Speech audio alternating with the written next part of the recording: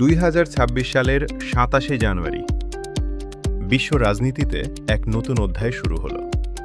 ভারত এবং ইউরোপীয় ইউনিয়নের মধ্যে স্বাক্ষরিত হল বহু প্রতীক্ষিত মুক্ত বাণিজ্য চুক্তি, ফ্রি ট্রেড এগ্রিমেন্ট বা এফটিএ।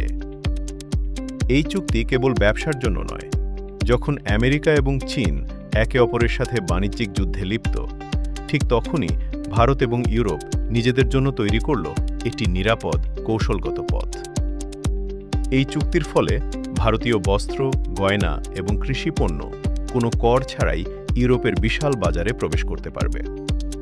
অন্যদিকে ইউরোপীয় উন্নত প্রযুক্তি এবং সবুজ শক্তি, গ্রিন এনার্জি, ভারতের শিল্প এবং অবকাঠামো আধুনিকায়নে গুরুত্বপূর্ণ ভূমিকা রাখবে।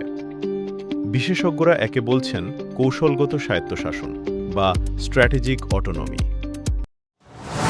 To get more videos like this, follow and subscribe.